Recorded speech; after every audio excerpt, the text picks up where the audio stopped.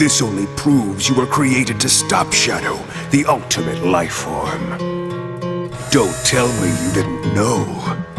You may have been programmed by humanity, but what you did to Shadow in the future, that was your...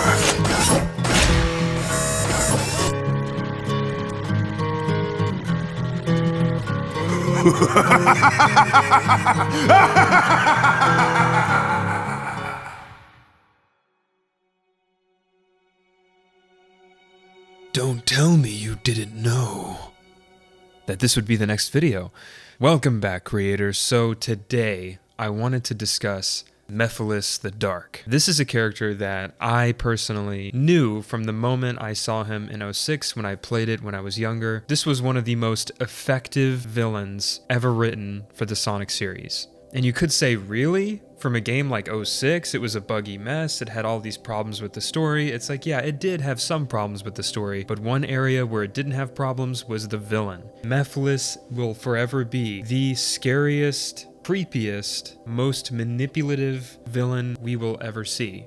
At least for now. I've seen a lot of people discuss his character, and so I don't want to tread old ground. I want to offer my personal take, analyze him a little bit, and maybe shed some new light on aspects of his character. So one thing I want to point out right off the bat, the manipulation. I don't think we've seen a Sonic villain that, at least this effectively, is able to dig right to the core of who these characters are. The way we just saw in that scene that I re-edited, the way he's able to bring out that emotion. He knows that Omega does not have the capability of killing him. There is no killing Mephiles, and I think this is another scary thing about his character. The only way to get rid of him was to sort of wipe the whole timeline and erase him from existence. Like, he cannot be killed. He cannot be understood. He is sort of... And again, I don't want to make this comparison to sort of overhype this character because the character I'm about to mention is very well renowned, but he is a lot like the Joker. You can't reason with him. He is a creator of chaos. He is the devil. He is Mephistopheles. He is Mephiles. That's obviously where they got inspiration for his name. He is meant to be the devil. He's tempting. He plays with reality, and so a character like this is gonna have the most effect on the characters and the audience themselves. You know, it's weird. Eggman, with being as smart as he is, doesn't ever really utilize that in a manipulative way. He usually just puts his high IQ towards building robots and understanding ancient artifacts and all this kind of stuff. We don't really see him play mind games with the characters. Only briefly in Adventure 2 when he tricked Sonic into stepping into that pod, he basically knew it was a fake emerald because Tails told him, you know, like he set up the whole thing, and it was that, you know, very appreciated scene from SA2. That was a good bit of writing. It's like that times a million with Mephiles. The way that he is getting to these characters' emotions, their past, their future. And because he's this sort of time manipulator, he's seen it all. He's seen so many different possible futures. Who knows if he's really telling the truth? But then when Shadow sees Omega in the future with Rouge, basically it confirmed for him that Mephiles was not lying. There was a conflict between him and Omega in the future. And so Mephiles so seamlessly slips in lies with the truth. He never just presents one or the other. It's like there is an absolute truth to what he's saying, but there are little details and little nudges he makes to the story that sort of push things in a direction that is favorable to him, which is him getting rid of Sonic and his friends, having absolute power, getting the Chaos Emeralds, fusing with Iblis and becoming Solaris and wiping out time. I mean, that's not something a normal human being, Mobian, whatever you want to call it, is going to do. Anyone with a conscience, you know, is not going to do that. But he's smart enough to understand that he can't overplay his role of good guy, and he also can't overplay his role of shady bad guy, right? He's so perfectly on the line that I'm sure Silver and Blaze were a bit like cautious with him. You know, he's this stranger, they don't really know him. Maybe he looks a little familiar, like there's a lot going on. They're very cautious with him, but ultimately they see him as someone who is genuinely trying to help the cause, you know, save the future, because that's what any sane person would want to do. Maybe Mephiles is just willing to go to lengths that others aren't. But hey, to Silver, that's worth doing. That's worth saving the future, to do things that are out of character for him. That's basically what Mephiles is nudging him to do. Hey, go kill Sonic for me, and this is gonna magically save your future. But he comes up with this lie. He uses the Chaos Emerald to give Silver this vision, and he thinks it's coming from the Chaos Emerald. It's probably not. It's probably coming from Mephiles. And I think that's something that a lot of people overlook, actually, in that scene. Mephiles is giving them this vision. It's all a manipulation, and to possibly have the ability of placing false images in someone's mind. Silver thinks that he's seeing this prophecy of something that's going to happen. He thinks it's some vision from beyond, from the Chaos Emerald itself. There's this signal that's trying to warn him, and Mephiles has seen it himself, and he's sharing this delicate information with Silver, like he's making Silver feel so special, but at the same time, falsifying the reality, and in the most subtle way, slipping the answer to all of Silver's problems, his depression of having to live in this destroyed future, like it's nothing. Like, oh, here's the answer. Here's a ball of energy that'll send you back in time. Like, he's just overwhelming Silver and Blaze with all this information. Just the way he's taking advantage of their desperation for a solution to their problem that they are stuck in and have no other way out. It's perfect. He knew. How could they question me when I give them such a perfect answer to their problem? I'm sure I'm not the first person to think of that. I just haven't heard anyone else comment on that. What a fun character. It kind of reminds me of like a reverse Deadpool. Like, you can't kill this motherfucker, and then he's gonna continue to emotionally manipulate you and gaslight you and all these nasty things, and you can't shut him up.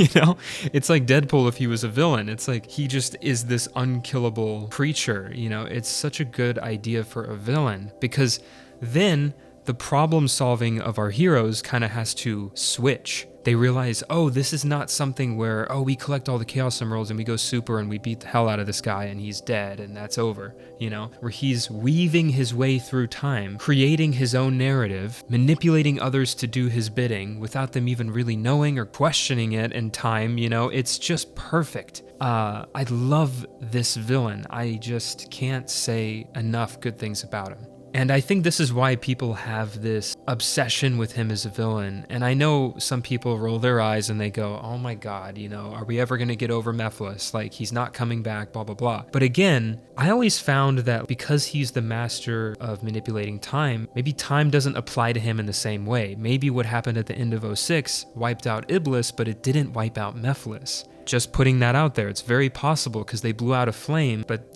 who knows what happened to Mephiles. It's very possible he could come back. I think Generations would have been the perfect return for the character, but because they didn't have the confidence to do that quite yet, which I'm sure they considered it, because again, he is the villain that has the time manipulation ability. I just think it would have been a no-brainer, but I understand that at the time, the burn that 06 left on everyone was still being felt to that day, and even to this day, but it's very much so starting to wash out of the zeitgeist, if you will. It's not quite as prevalent as it used to be, although there's still people that will say there's nothing defendable about 06, and I just think that's ridiculous. As much as I can agree with people of why it's bad and that it did almost ruin the franchise and that it did do a lot of damage to the franchise's reputation, I acknowledge those things. But just because something is like hated by a large group of people or got bad reviews, I don't think that means there's nothing good about it.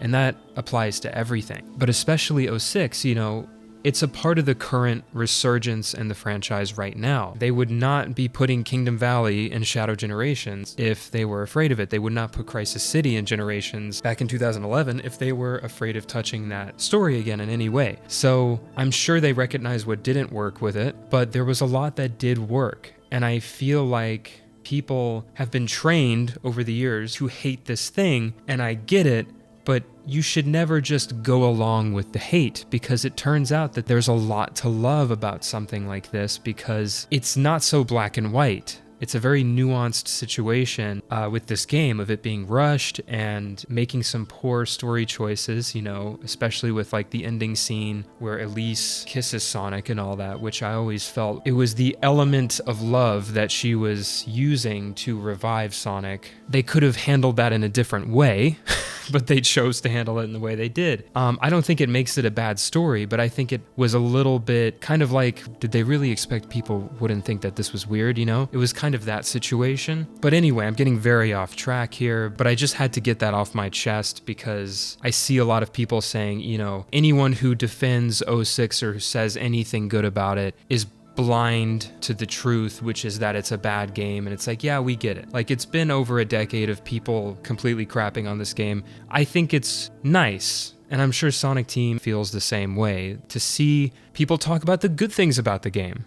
And I want to be a part of that, you know? And so I'm not trying to be blind to the obvious elephant in the room with this game, but again, I like generating discussion on things that are not so obvious, you know, and are not just talked about to death. There are a lot of people who grew up with the game and like it, and we have to acknowledge that group of people too. We can't just say, well, the game is bad, so everyone hates it, and that's just, you know, the reality, so let's not talk about it. Anyway, Mephiles is a character I really hope we get to see again. I'm not sure if it will ever happen, but there's no doubt in my mind that this character left an impact on people and really showed them what like a high stakes villain should feel like, because there's something so exciting about watching some of your favorite characters get manipulated by this villain and then have to sort of figure it out on their own, or they're blatantly confronted in Shadow's case to join their side and shown a future where they're imprisoned or killed, and Shadow basically has to show his growth from the previous games and just say, hey, you know what, I make my own path. If that's my future, well then I'll cross that bridge when I get to it, you know? And I think there's something really beautiful about that. And I've talked about that scene to death, I'm sure, on the channel by now in my previous videos, but I just think that it really is worth mentioning again. I know there is a small possibility that we'll get to see him in Shadow Generations, at least for a boss battle or reference. I also, at the same time, feel like there is a huge chance we won't. And so that's really not what this video is about, you know, him being in Shadow Generations. I could speculate for days on the logistics of that and what that would do to the story and what that would imply for the future. But yeah, there's no denying he is one of the best villains of all time. One that, you know, when they get involved, no one is safe and the threat is real. Like it or not, he's been the only villain able to kill Sonic in the most simple way. I just did what I do best. I took your little plan and I turned it on itself. Look what I did to this city with a few drums of gas and a couple of bullets. I think some of the best villains are minimalists. They don't require too much to complete their goal. Usually, it's very simple for them to be able to send the world or society into chaos, because their plan is so well thought out. They have complete confidence in their ability. They don't need all this extra stuff coming in to make people feel threatened, like Eggman's Egg Fleet. They just need A little push.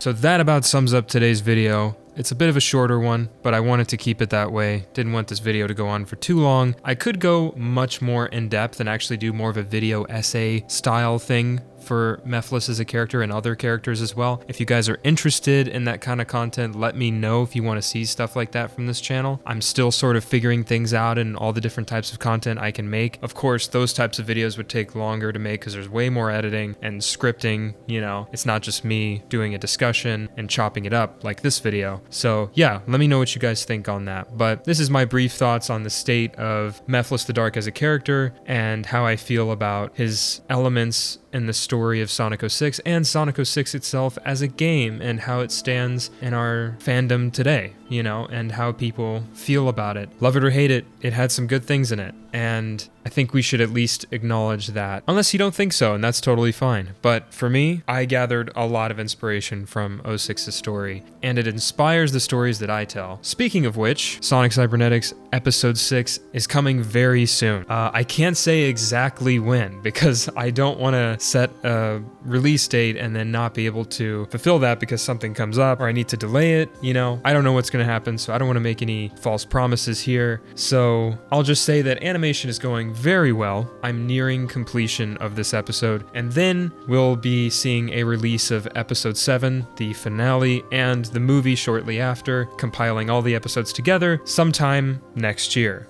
But this year, we're definitely getting episode 6, and it's going to be a big episode with a lot of action, a lot of story, a lot of character. And I seriously cannot wait for you guys to see the ending of this arc. It is something else. It's definitely a story that has evolved over the course of production, and the ending has changed from what it originally was going to be back when I first started this project in like 2021 of December. So yeah, be looking forward to that. If I don't upload that much, that's why. I've been really using all my free time to work on the show. So I hope you guys are looking forward to that, and thank you so much for the support. I really appreciate you guys, and I can't wait to see what kinds of discussions we can have in the comments below. Just keep it civil, respect each other's opinions, you know, let's just try to have an interesting conversation. Anyway, I'll see you guys in the next video.